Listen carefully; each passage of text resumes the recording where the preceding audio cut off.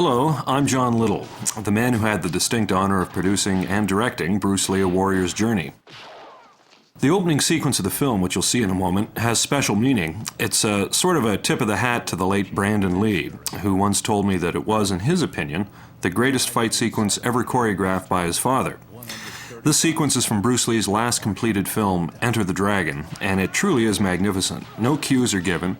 It is simply a fluid and dynamic human body expressing itself in the art of unarmed combat. Brandon had told me that to his knowledge, only 15 minutes of footage from his father's penultimate film, The Game of Death, had been shot, and that all of it had been included in the film released under the title of Game of Death, which went into the theaters in 1978. Brandon didn't know, and neither did anyone else until 1999, that only 11 minutes and 7 seconds of the footage that his dad shot made it into that film, leaving some 23 minutes of footage which Brandon never saw out of it.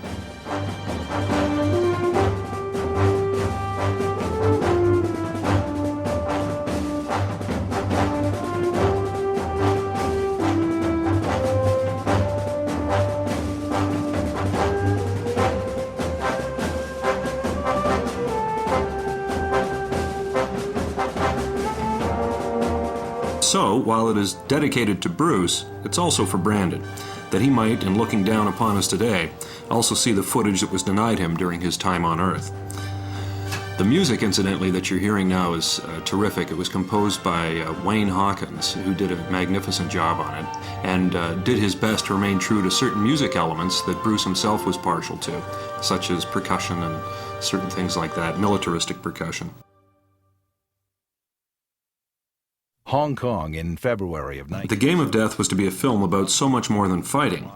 Those who simply see combat or violence in a Bruce Lee film have usually cheated themselves out of a valuable piece of thought or philosophy that Bruce was willing to share with all who had eyes to see it.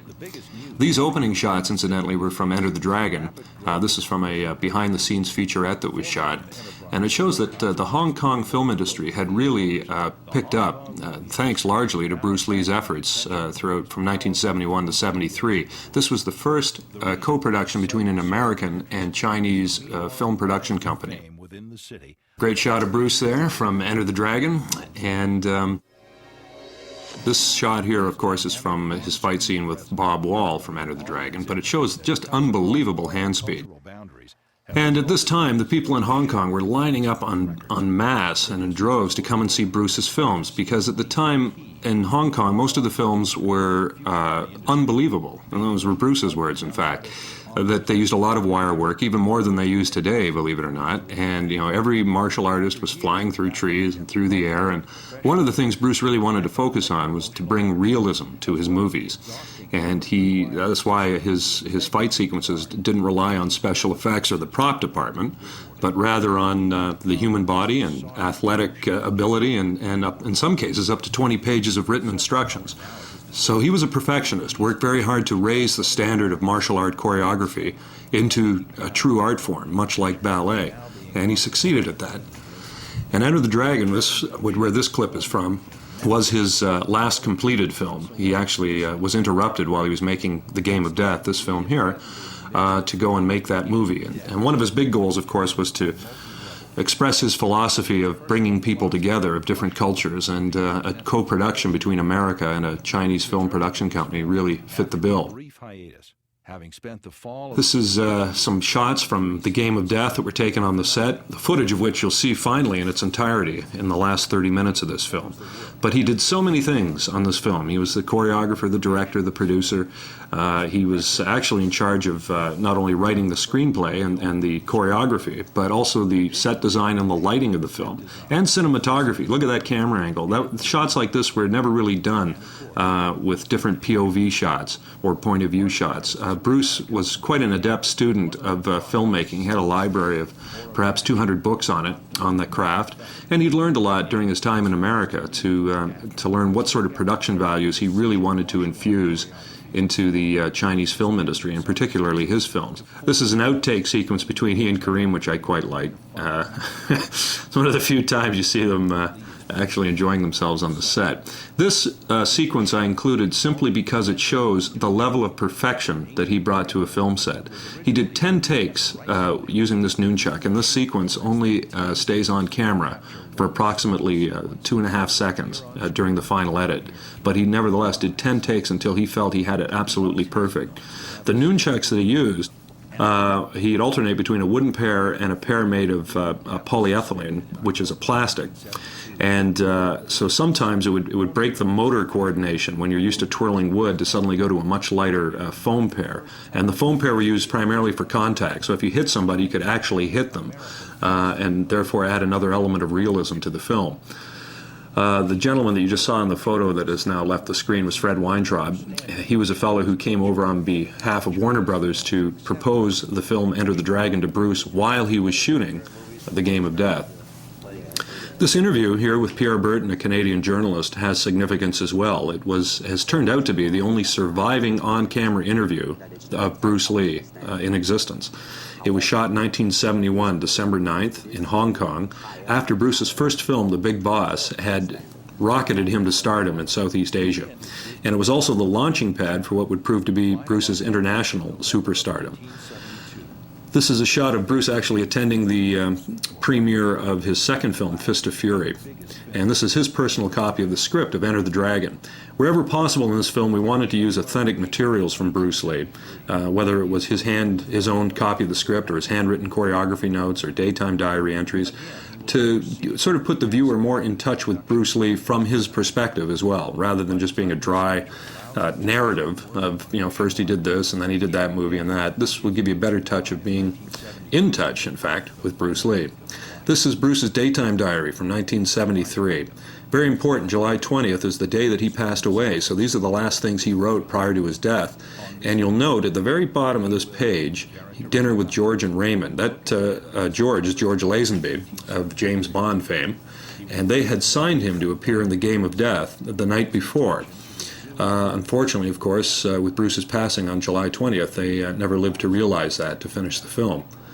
And that last entry you saw about The Game of Death shows that Bruce had intended to complete that in September. There's been rumors over the past 20 years or so that Bruce had never intended to finish The Game of Death. If so, two questions come up. One, why sign George Lazenby? And two, why would you write that in your daytime diary that you intend to complete the film? Here's a perfect example of how movies were before and after Bruce Lee. Unbelievable techniques and guys flying through the air and silliness, and that was the very thing Bruce had sought to combat with his films. He really wanted to add an element of believability. He wanted people to identify with real human beings as the heroes, not supermen or mythic figures which have no grounding in reality. Because he knew that if people could see what a human being could do, that might inspire them in some way and have a positive impact on their lives. This is an outtake from Enter the Dragon. It was never shown in the final print of the film. It was actually a retake of a scene that he shot in his room. This poster is from the 1978 release of Game of Death, which purported to have Bruce's footage in it, and of course only used 11 minutes and 7 seconds of what turned out to be 35 minutes. There's no comparison to Lee's original multi-level vision. Without Lee's choreography notes, script outline, and motif, the producers are uncertain what to do with the 100 minutes of footage they have in their possession. Moreover, they discover that Lee was such a perfectionist that of the 100 minutes of footage... This is another series of outtakes between Bruce and his real-life student Dan Inosanto using the nunchucks. And you can see that Bruce is a perfectionist going over and over these takes until he got it just right, as he did on that shot there. This, of course, is an excerpt from his fight with Kareem. And Bruce was bringing in realistic elements like grappling, kicking, punching.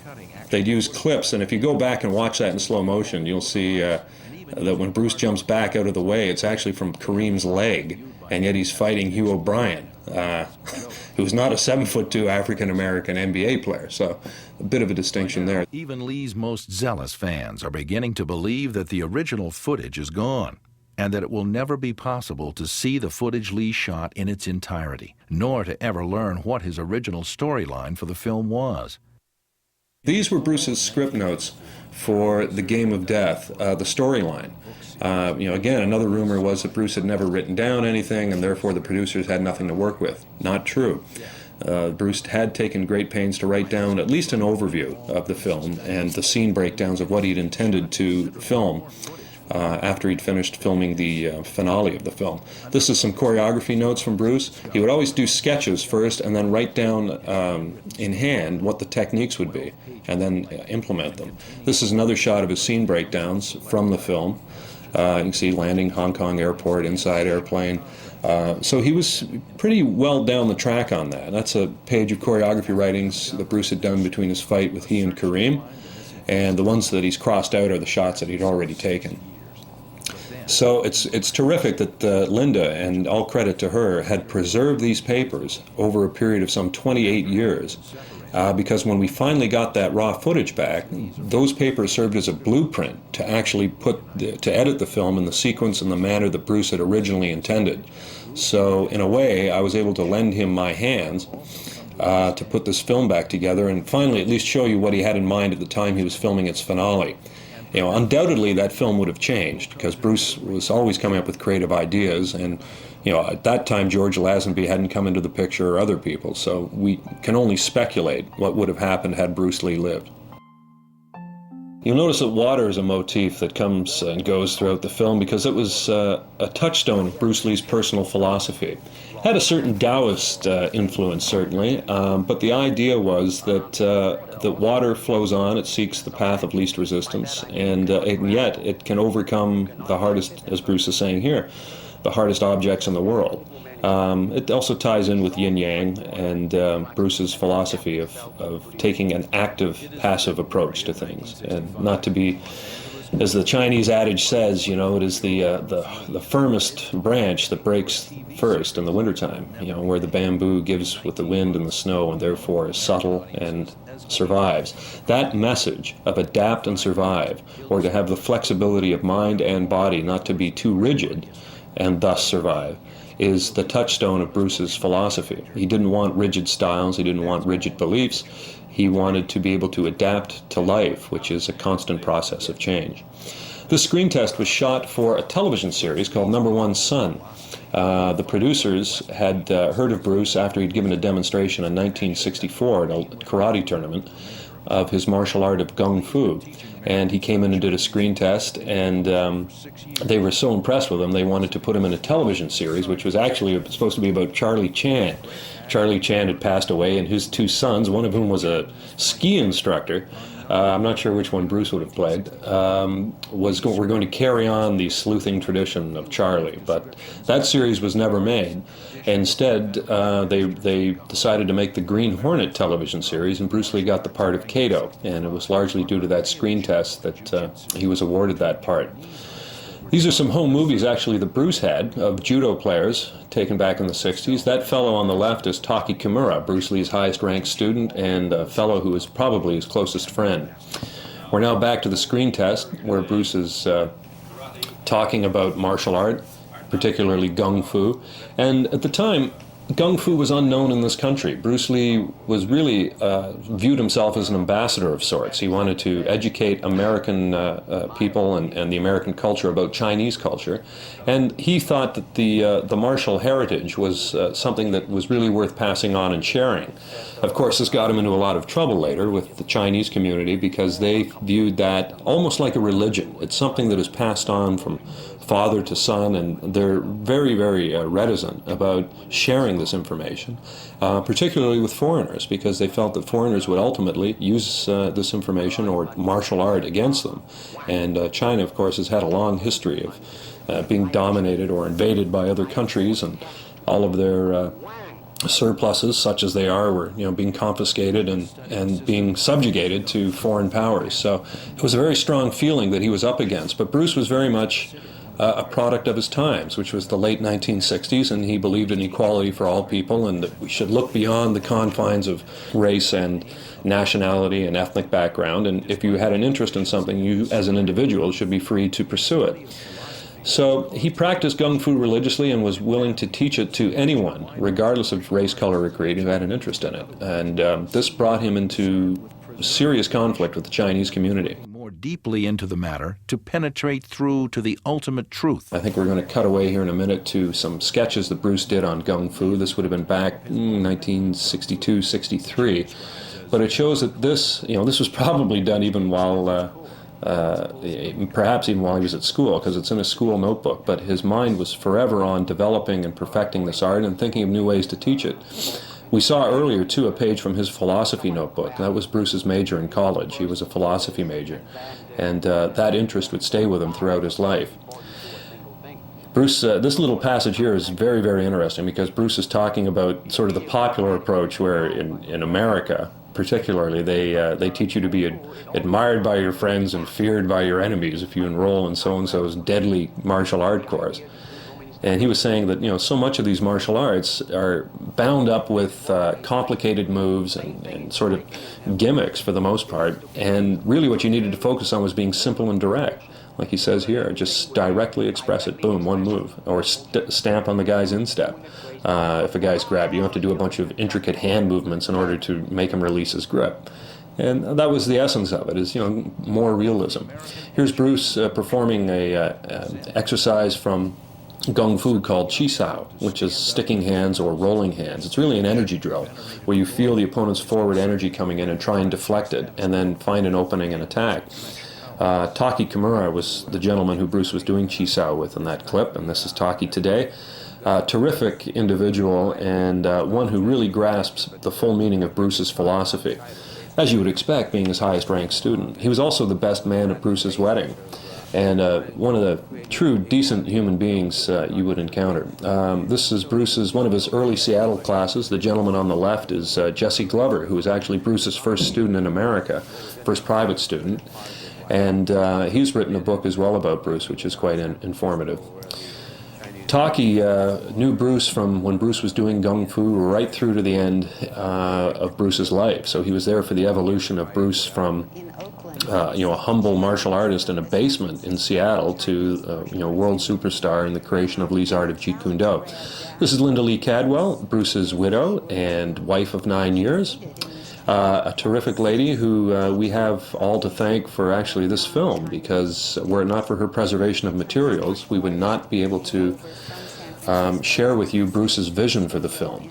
And she was also a collaborator in many ways. She worked with Bruce. Bruce would work out on, he'd get an idea for a martial arts technique that would look good on camera and that might be effective. And since no one else was around at 10 o'clock at night, poor Linda would be the one that he demonstrated on to see if it worked. She also was, it's interesting, if you look through the Game of Death notes that Bruce took, in some instances you can see Linda's handwriting, because Bruce would get an idea, and I guess Linda would be the closest one to a pad of paper, and she'd quickly grab it and jot it down. And she was very much a collaborator in many ways, and their relationship is another perfect example of yin and yang, or yin-yang, because there is no distinction between the two. And she was very, very calming and helpful to Bruce Lee. And indeed, were it not for Linda, he may not have had the latitude to develop himself as a martial artist and filmmaker that he did. That was a shot from Bruce's first school in Chinatown in Los Angeles. And this was a notebook which he kept on his do or Dao or way of Gung Fu. This is an interesting clip, because a lot of martial artists today talk about how they won all of these karate tournaments back in the 60s and how tough they were, and they also try to use that to say that Bruce never competed in tournaments, so you'll never know how good he really was. Well, here's an example of a demonstration of those arts back in that era when Bruce was competing. You can see that these are pretty much prearranged self-defense demonstrations, and not particularly, no one's going to stand there. Watch, this guy throws a punch and then crouches and goes away. And this is from a tournament. These are the type of non-contact karate tournaments that existed, that many of these world champions later went on to hold up as examples of their awesome fighting skills. Now, you'll note that there's very little, if any, contact made, and that was the point. Judges would determine whether or not a blow could have landed and done damage, and that was how a winner was decided. There were, from time to time, injuries. There's Bruce looking not too enthused by the whole thing. There were instances where contact would be made, but it was always by accident, and the person who made contact was penalized for lack of control. And Bruce just thought that was a joke. It had nothing to do with real fighting, which was his interest. This is some home movie footage that Bruce had in his possession. of a rooftop fight in Hong Kong. Bruce is not in this fight, but it is a demonstration of the sort of real, I mean, this is contact being made here, so it's not, no referees are saying, oh, don't hit, or he could have killed him if he wanted to. This is the real thing. And that was his background. He engaged in many of those rooftop fights himself. So when he came to America, he was stunned to see that people were getting all these accolades for not hitting people in a real fight. He didn't quite understand that and thought it might be a dangerous practice to hand off to students techniques which really had not been tried and tested in actual self-defense situations. These are books from Bruce's library. This is a book on boxing by an author by the name of Hazlitt, who Bruce was profoundly influenced by. He found a lot of truth in Western boxing, and it really caused him to reevaluate the whole classical martial arts system as it came from China, because he felt that a lot of it, while it had originally been invented for combat, it had sort of focused more on the art side of it as opposed to the actual fighting side of it. And he wanted to get, as Kareem will say in a little bit, right back to the essence of it. He was the first one to don boxing gloves, body protectors, and have his students fight all out, because he thought that taught them. You know, if you get hit, at least you won't get hurt quite so badly. But it would teach you, to keep your guard up in one case, or what you can and can't do in a real combative situation. That fellow that Bruce just punched there is Sammo Hung, who would later go on to fame in America as a star of martial law. Here's Bruce in 1967 demonstrating full contact sparring. This had never been seen in the martial art world prior to this. And again, a lot of martial artists, particularly karate men, have said, oh, Bruce never fought in tournaments. But you've seen the type of fighting that was done in those tournaments. Bruce was doing full contact, this sort of thing, while they were doing point system and pulling their techniques.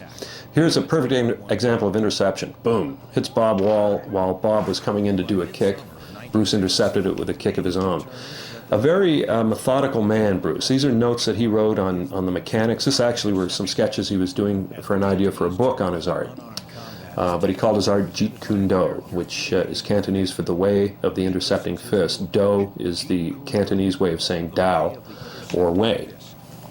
This is a clip from the television series Longstreet, where Bruce actually got to co-write this episode, and it was entitled, appropriately enough, The Way of the Intercepting Fist, or Jeet Kune Do. Here he is demonstrating the principle of interception on one of the characters in the film, a character by the name of Duke, and Bruce explains the subtleties of his martial approach. Longest weapon, my sidekick, against the nearest target, your kneecap.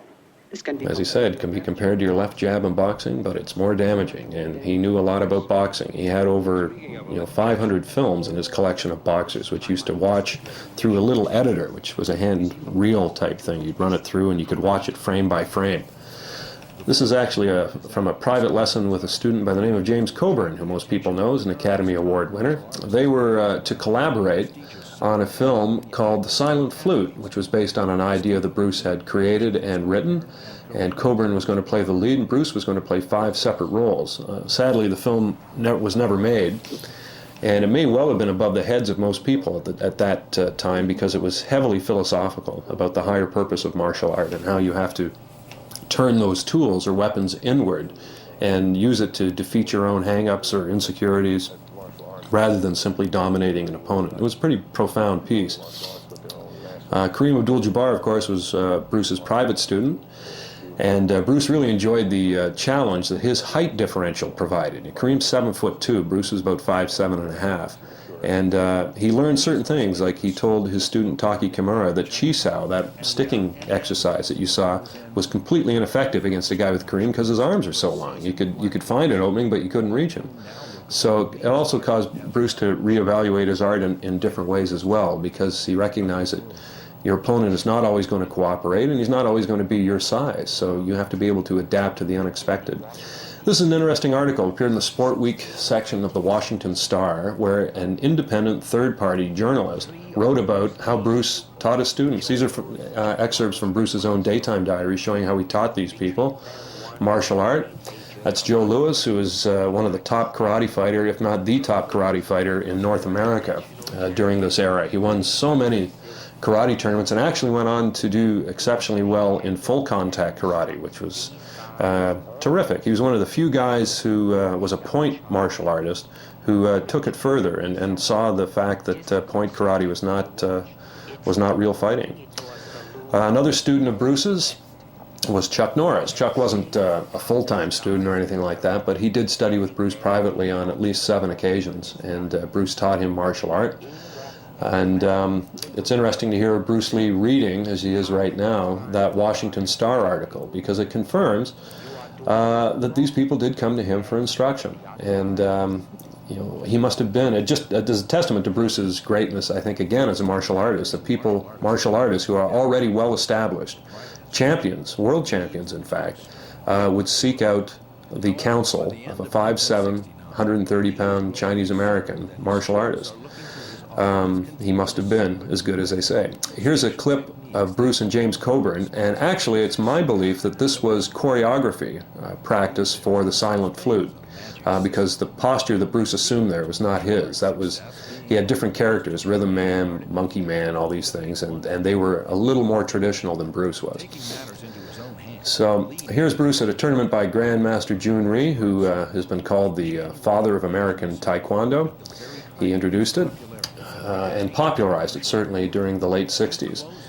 And we're making the point here that Bruce, at the very height of his popularity, if he was just interested in making money, because of his success as the Green Hornet, being Kato, and he had a good profile in the magazines and a good following in Hollywood, he could have made a lot of money by opening a chain of schools. And instead, he took the other approach. He closed his schools because he was beginning to recognize that people were coming to him thinking he had a magic system, show me these magic techniques. And it was never techniques that were the key to Bruce, it was the individual. It's how hard you work, how much work you put into it.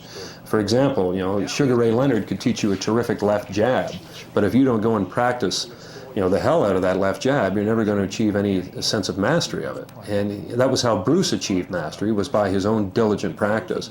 And he tried to inculcate in his students a willingness and a belief in themselves to essentially train themselves. I often say that he operated on the principle of the physician rather than the clergyman. The clergyman will typically want to bring more people into the fold and prove the veracity of his creed simply by the amount of people there. And Bruce's concept was to get rid of his students, to make them well enough that they didn't even need him as an instructor. So he really preferred to work one-on-one. He didn't believe it was a mass art. He believed that you have to get in touch with yourself, find out what your strengths and weaknesses are, and try the best you can to overcome your weaknesses and to enhance your strengths.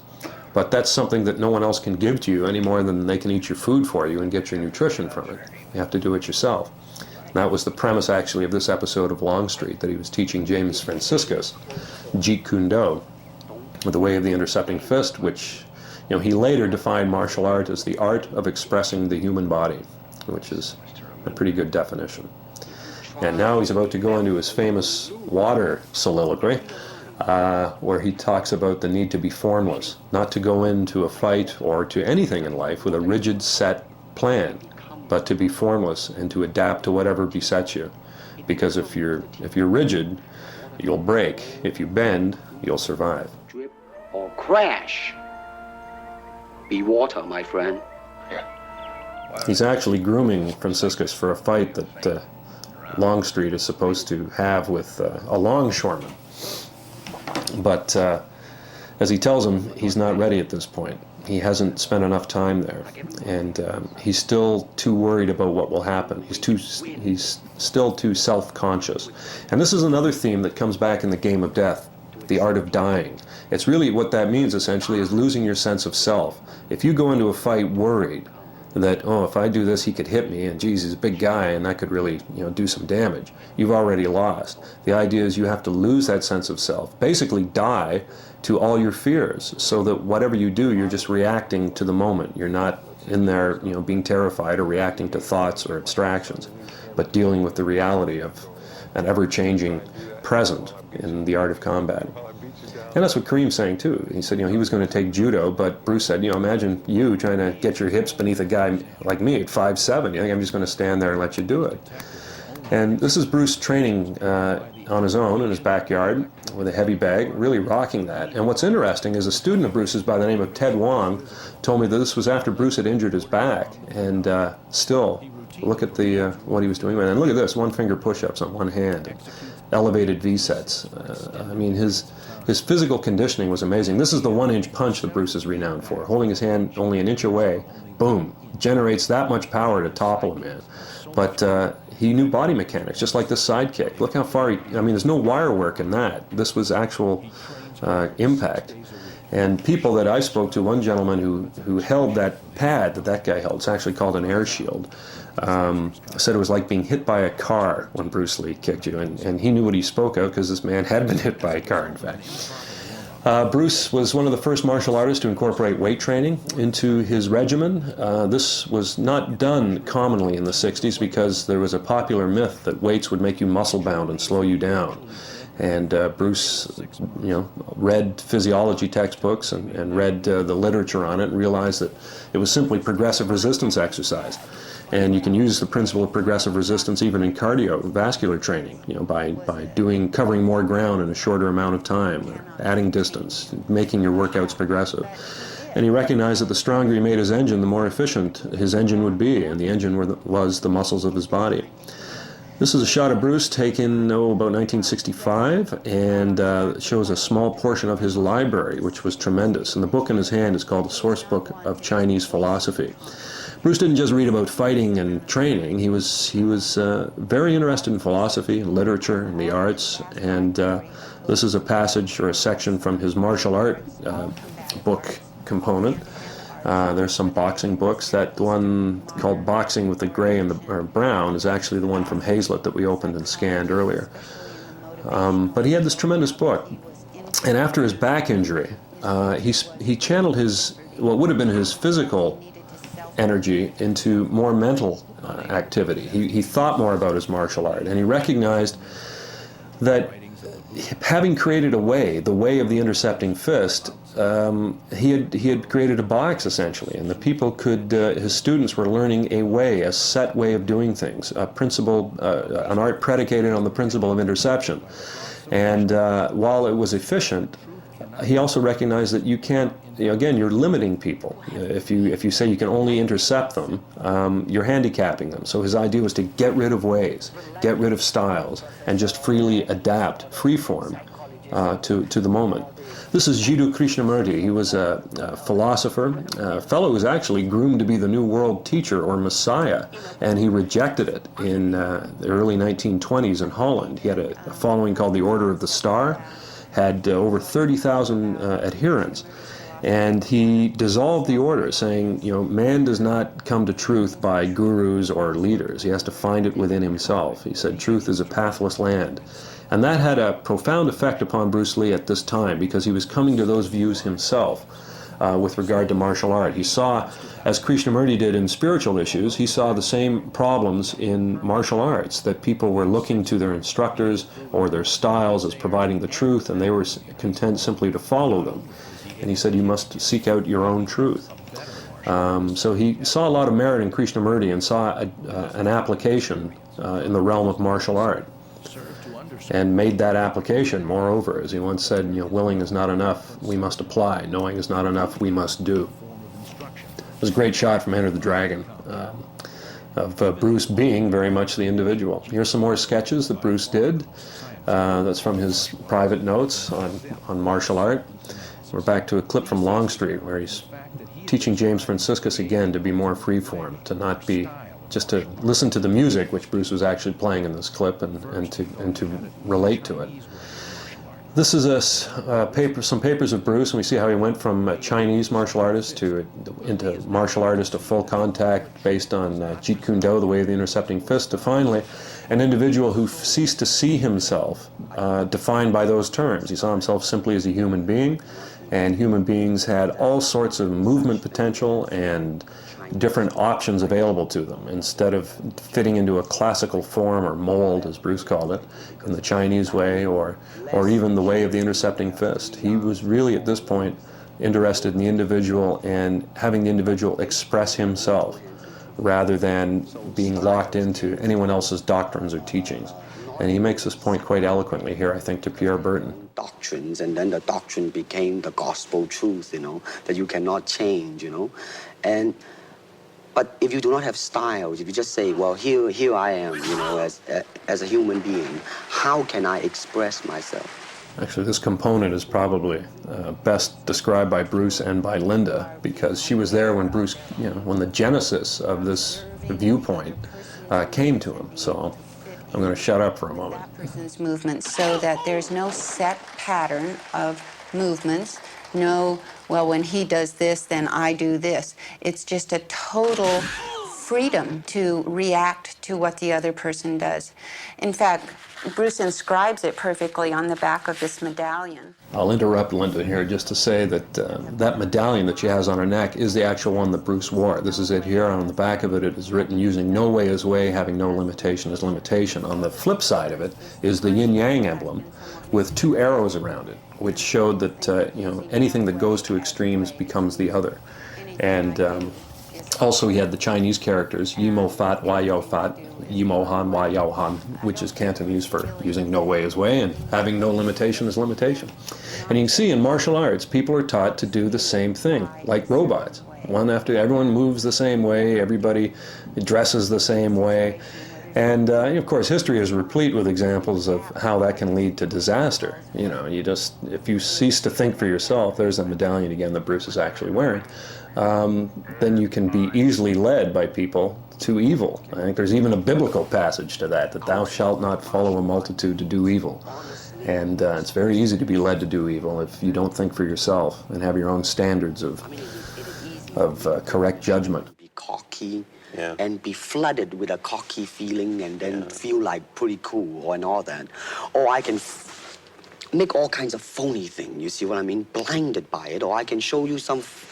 Here Bruce is again talking about the difference between self-image actualization, or moving to impress, and self-actualization, which is moving with purpose, and your purpose, which is the most important thing.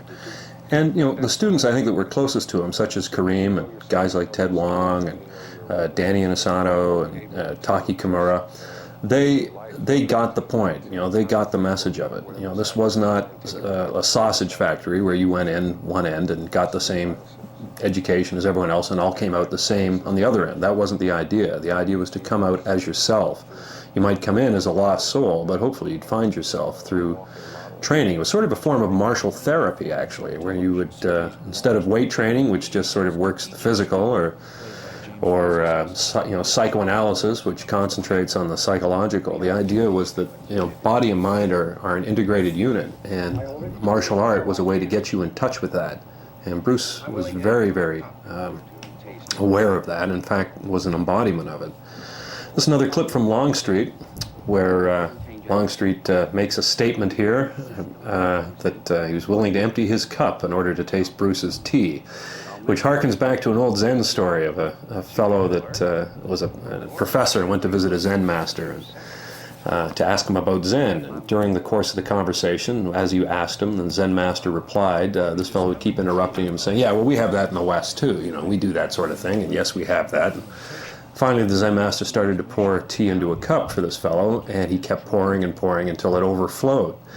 And the guy said, what are you doing? Stop that. No more can go into the cup. And the Zen master said, indeed. And your mind is very much like that cup. And unless you first empty your mind or your cup, how can you taste my cup of tea? And that was an adage that Bruce meant a lot to him. In fact, he included it in an essay that he wrote about his art of Jeet Kune Do and the need to keep an empty cup. As he once said, the usefulness of a cup is in its emptiness. His career, rather than teaching martial arts on a mass basis, and so he tried to pursue... Linda's commenting here on the fact that there was a difficult time for Bruce in Hollywood. This is a clip from Marlowe, which he did with James Garner. Tremendous scene here. But it was difficult in Hollywood for a young Asian male to get a leading role. Hollywood just said it's unbankable. We can't put money in that. And it was unfortunate that despite Bruce's talent, this incredible talent, and again, this great intellect, I think, in many respects, he was a very intelligent man, Hollywood just said, no, there's no market for that. The Silent Flute project was shelved, not because Bruce was Chinese, but simply because James Coburn had pulled out of it. And Warner Brothers, who was going to do it at the time, said without a bankable star like James Coburn, we're not going to get our money back on it. So they withdrew support, and it was quite a devastating blow to Bruce because he had an awful lot riding on that. You have to realize that at this time, Bruce had 2 children to support, a wife, he had a mortgage on a house, like most people do, and he had hurt his back, so he wasn't able to teach martial art quite as frequently or as actively as before, and he'd also decided that ethically he couldn't teach it that way. He just felt that wasn't correct. So he was really banking on using the medium of film to teach this message of personal liberation. And, it's a tough sell. It's a tough sell at any time, but particularly in Hollywood, where they want car chases and explosions and things like that, to teach a philosophical lesson. There's not much market for it. And when it's coming from a young Asian male, there's even less of a market for it, because in Hollywood during this time, Asians were looked upon primarily as props for scenes. I mean, most of us would recall episodes of television series like Bonanza, where these people were just, any Asian was in the background. It was terrible. But Bruce really single-handedly obliterated that stereotype. And I think the preponderance now of Asian talent that has come into Hollywood, whether it be Ang Lee in directing, or Jackie Chan, or Sammo Hung, or Stanley Tong, or these other people, really have Bruce Lee to thank for not only opening the door for them, but creating the door where there was no door before. Because he was Chinese, was not considered a bankable commodity. Let me ask you. The interesting thing about this interview here with Pierre Berton was that Bruce, just the day before, received the cable that he had been passed over for the lead of Kung Fu, because he was too Chinese, essentially. So the wound was still deep with Bruce, and yet I think he handles it with not only good-naturedly, but with certainly more understanding than most people would. You'd think he would be quite bitter, but like he said, he understands that in certain parts of the country, people don't want to see an Asian leading man, and it's unfortunate, but what can you do? If, like he said, the guys that are holding the money are the ones that make the decision, and they thought it was a risk, too big a risk to take a chance with an Asian male. And he's saying, probably it's the same in this country. If someone came over and was making films, or wanted to make a film, the acceptance might not be there from the Chinese audience. And that was something that he really tried to infuse in his films. He didn't want racial barriers or distinctions. He just thought an idea should stand or fall on its own merit. Here's a shot typically of how Asians were portrayed in Hollywood at this time. And Bruce, even though he desperately needed the money, he needed to support his family, refused these roles when they were offered to him, because he wouldn't accept anything that was demeaning to the Chinese race, or more broadly, that would show any race of human beings being inferior to another race. So he decided to take his chances in Hong Kong. In 1971, he went there to make a movie called The Big Boss, and it was shot actually in Thailand, but he got paid very little money for it, and the film broke box office records, not simply because he was, a Chinese fellow doing a film for a Chinese audience, but because there was something beyond that reached out from that. There was a realism, there was a human quality that was present in a Bruce Lee film, which was not present in other ones, where the acting was stiff, caricatured for the most part, and then all these fantasy fight scenes of people on wires and flying through the air. He wanted human beings to relate as human beings to what he was presenting them. And I think it was that brand of action that he brought, or as he said, he was being himself, Bruce Lee, just honestly expressing himself, that resulted in those films, and that film particularly, being so successful. What he was doing. At the time, most of the Chinese films were swordplay films. And you can see how unbelievable these are as well. Flying through the air, doing a leap, and then when you're falling, you turn sideways and keep that sword going. How believable is that? But that's what he was up against. And he just thought, this is so far out and so unbelievable that if people get a dose of what martial art is really about and how it can really be presented in an artistic form, that I think they're going to find it very significant, and it's going to make a difference. And as he says here, he didn't want violence just for the sake of violence. There had to be a just cause for it. He was very conscious, probably because of his philosophy training, that he was also even subconsciously imparting certain moral lessons to his audience, and therefore he didn't believe that if you went around killing people in a film that you should get off scot-free. You should be punished for it, and that there were There were laws that needed to be obeyed. In fact, at the end of this film, the big boss, because he's had to take the lives of many people, his character is arrested. And at the end of his next film, Fist of Fury, his character is actually shot by a firing squad, essentially, for taking the lives of people. But he insisted on that because, that's to go around killing people is not something that should be extolled. But he really wanted to teach philosophy as well as some of the higher purposes of martial art in his films. Who had a mission that really had nothing to do with what his nationality was. He wanted to bring his views of martial arts and of life and of the culture that he had experienced in his short lifetime to the audiences. One of the more interesting elements, too, is that his first two films, he sought to redress the imbalance that existed even in the Chinese film community. In Hong Kong, which had been dominated by the Japanese and then later the British, Bruce Lee recognized that the Chinese, many of them, felt themselves to be subservient or a second-class citizen in their own country. So he wanted to do films that would redress that balance. And his first two films strongly showed Chinese patriotism in some respect, that they were as good as any other foreign power. But he didn't believe they were better. He just believed all human beings were the same. And in this film with Chuck Norris, he not only makes a display of Jeet Kune Do, which is to adapt and be freeform rather than rigid and set, but in this scene here, which he specifically wrote in, he shows respect to a foreigner. And this, remember, was shown to a Chinese audience. This was never done before in film. And the idea was, this is a human being I'm fighting here. This isn't just a guaylo or a white devil or a foreigner. This is, and as a human being, we have to, recognize our commonality. It was a bit of a test for Bruce because he wanted to do more and more philosophical films, but he wanted to, get his audience with him, of course. So that was a real test to see whether or not the audience would accept his philosophy, and they did, overwhelmingly. Which is what led to this film, Enter the Dragon, and another lesson that he teaches about the higher purpose of martial art, which, as he believed, was to avoid fighting, or to use your brain to avoid fighting. Don't use your fists, use your mind.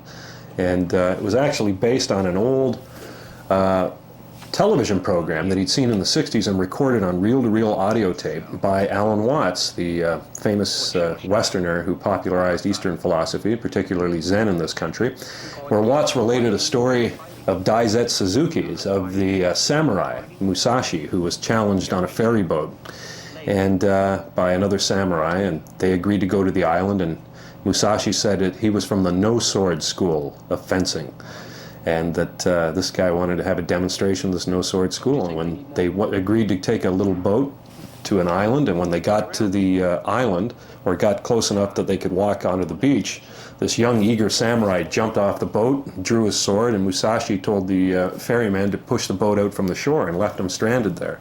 That was the art of fighting without fighting.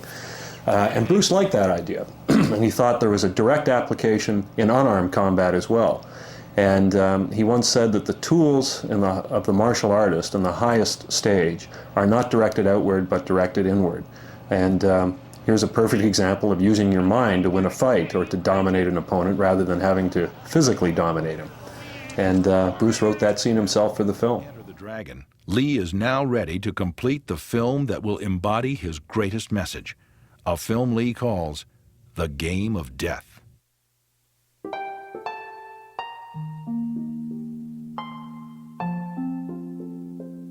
I believe that this background of research and the building of a philosophy of... Well, now we're into the Game of Death section. He was just come off The Way of the Dragon. The audience was receptive to his philosophy. So, as he said, he wanted to make multi-level films where you could just watch the action if you wanted to. But if you wanted to look a little deeper, there'd be something there for you as well.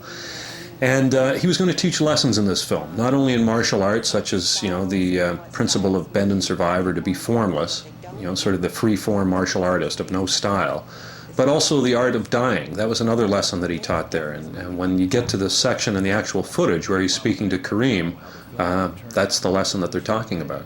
We do know with unimpeachable certainty. Bruce showing how he adapts to a fellow who's bigger. You bring him down to your level. You don't try and fight him at his level.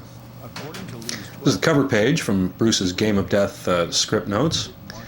And this was part of a storyline. You'll see this on the DVD where we enacted the storyline of his 12-page script. But that's the actual temple that he'd envisioned going in Korea. It's a village called Popchusa in South Korea. It's about 3 hours south of Seoul. And that was the oldest freestanding wooden pagoda believed in Southeast Asia. And according to Bruce's storyline, there was a team of martial artists that had been recruited by a bad fellow, this gentleman here, the boss, who wanted them to take part in a raid on this pagoda. In the pagoda, so the early treatment of the story went, there would be a treasure that they were supposed to take, and apparently the boss had hired another mercenary team prior to this, which had failed. And he wanted Bruce because his character, the fellow who got the furthest last time, had been a student of Bruce's. So he figured, where the student fails, the master will succeed. So he coerces him into taking part on this raid. These are Bruce's actual sketches of this village, which he did from photographs. He had a friend go to Korea and take some pictures, which Bruce worked off for the set. This is a shot looking at the different floors of the pagoda. What's interesting with the pagoda is in real life it's actually a facade. It's only one floor inside, one great big room, whereas in Bruce's concept it was many stories. This was a note he had showing breakdowns of the scene, how many days he'd be filming each scene. And he liked the pagoda, and I don't think it's an accident that it was in a Buddhist village, because there is, of course, that Buddhist ethos that runs through a lot of Bruce's philosophy of the respect for all living things, irrespective of nationality or ethnic belief, that you must have that respect for all fellow creatures.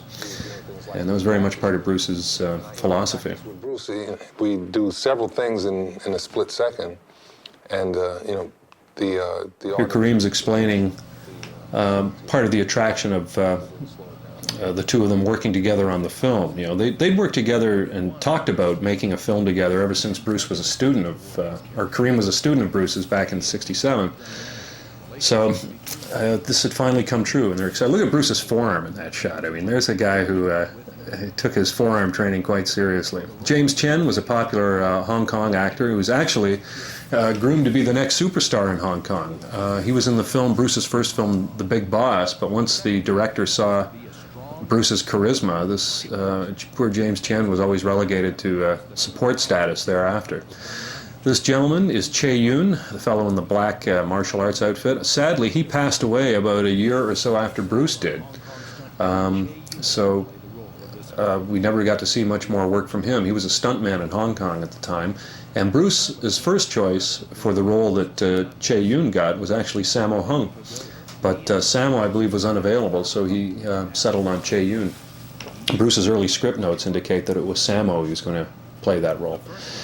Here we're looking at the various levels of the pagoda and which martial artists would guard which level. This gentleman, Wang Yin-sik, was to have guarded the first floor of the pagoda, and he was going to be a master, in Bruce's words, of a kicking style. What style that was, perhaps Taekwondo, we're not sure. Bruce didn't specialize, but that was going to be the idea. Praying Mantis Gung Fu was going to be the second level, and he was going to ask Taki to do that. Here they're demonstrating some trapping from Wing Chun, the Chinese self-defense system from southern China, I think it originated in.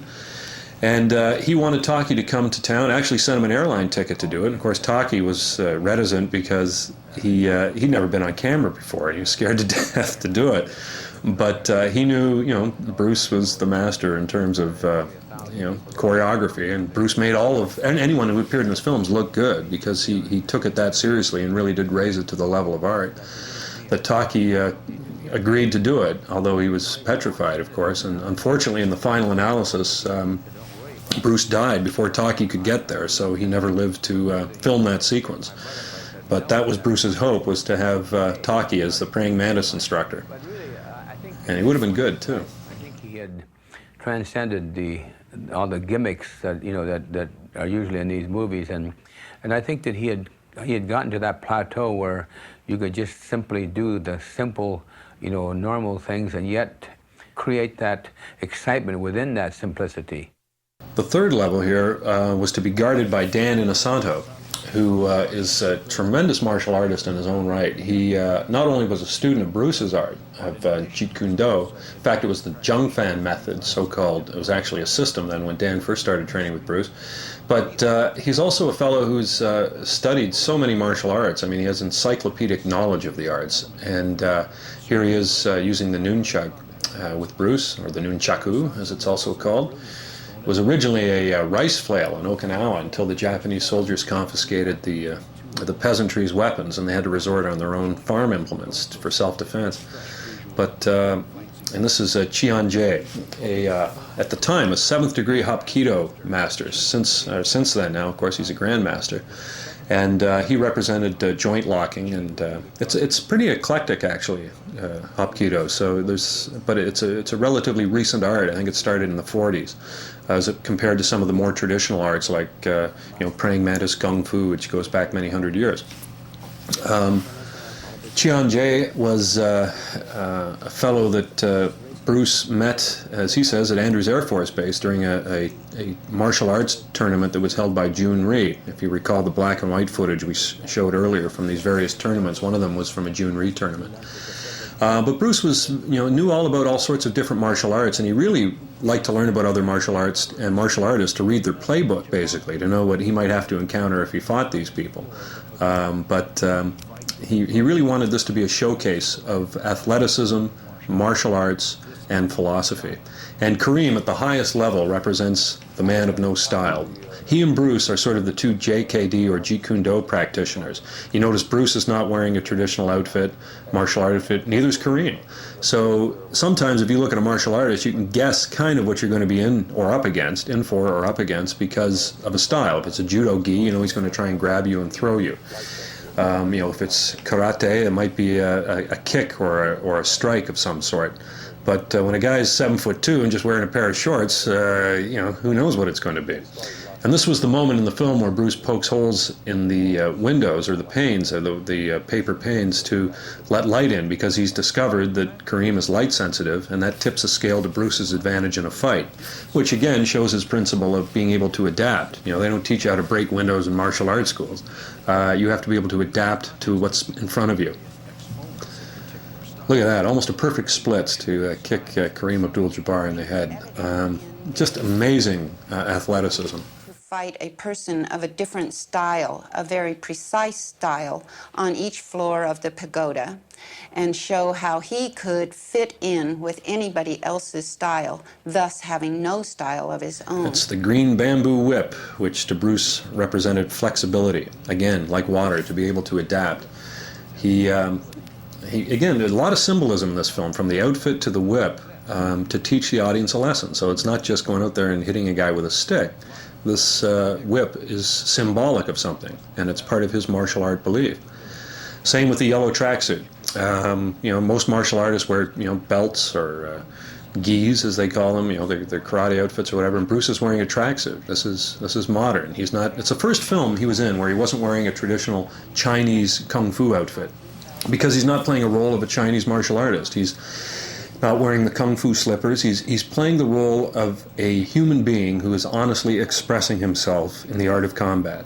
And when Bruce worked out, he wore tracksuits. He wore running shoes, and that's what he's got on here.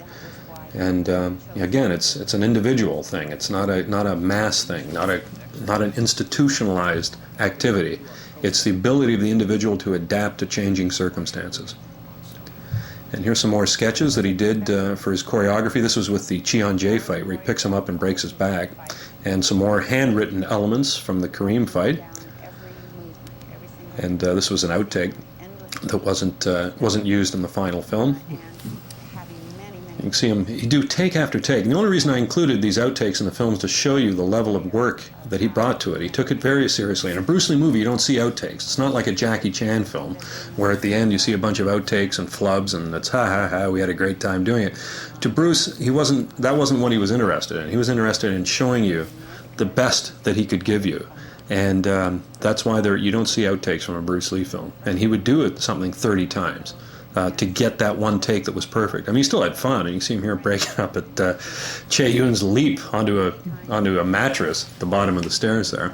And he did have fun making his films, but he did take his art very seriously, and his filmmaking very seriously, and that's why he would work so diligently on these fight scenes until they were just perfect. The results are 3 carefully crafted and meaningful sequences that resonate on many different levels. This is a nice little technique here where he fakes high, or fakes low and kicks high. Here we go. Boom, boom. And again, just the athleticism of the man was tremendous. Well, now we're getting to the part which is, the most significant. The footage that had been put away for 28 years, and a lot of people thought it was lost. So it's really great to, all of what's gone behind, to take Bruce's notes, re-edit the film the way he wanted you to see it, and hopefully now, when you see this footage and you hear his dialogue as he wrote it, you'll have a better understanding of the message he was trying to communicate. It's such a tragedy that the man should pass away at only age 32, and with this film still unfinished, and such a great future ahead of him. It's pretty obvious that this film would have been much more than just a fighting film. And that's why I always sort of bristle a bit when people say, oh, Bruce Lee always just that martial art guy, he's like a Van Damme or this or that. No, he wasn't. He was somebody that had a message. He was a pioneer, and he was a tremendous filmmaker in his own right. I remember Blake Edwards once made the comment that he didn't know hardly anyone who had a better sense of camera than Bruce Lee. And anyway, this is his masterpiece, I think, finally shown after 28 years the way he wanted you to see it. So I'm going to sign off at this point and allow you to enjoy this the way you should, without interruption. And I thank you for listening to me, and I hope you enjoy the film.